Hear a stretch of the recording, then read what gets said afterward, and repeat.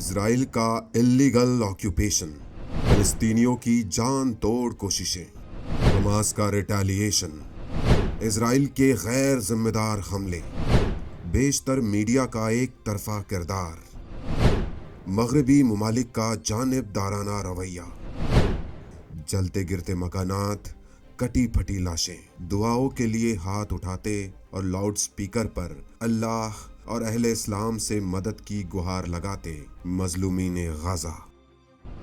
انقطعت الأسباب، انقطعت الاتصالات، انقطع العون من أهل الأرض، لم يبق إلا أنت يا الله يا الله. إنهم يستقوون بقوتهم وإنا نستقوي بقوتك عليهم يا أهل الإسلام.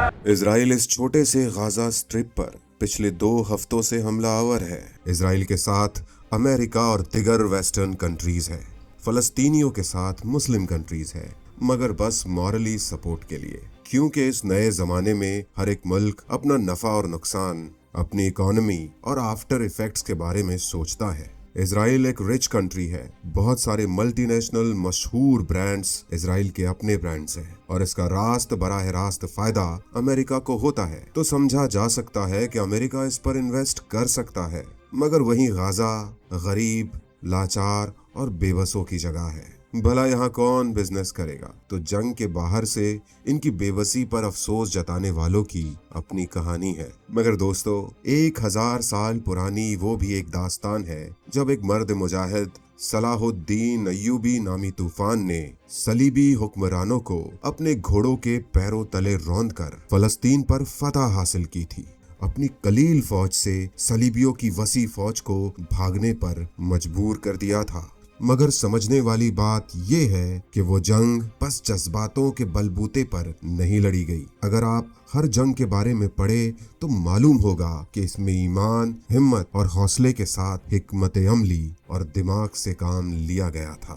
یہ بھی یاد رکھیے کہ ہمارا ملک ہندوستان فلسطینیوں کے حق میں تقریباً نصف صدی سے بولتا آیا ہے. اس بار بھی ہمارے آفیشل بیانات دنیا کی سیاست کو مد نظر رکھتے ہوئے بڑے نپے تلے رہے ہیں, جو وقت کی ضرورت بھی ہے. دوستو, فلسطینیوں کے لیے دعائیں بے شک کیجیے, مگر ڈپریشن میں جا کر اپنے ایمان کو کمزور مت کر لیجیے گا.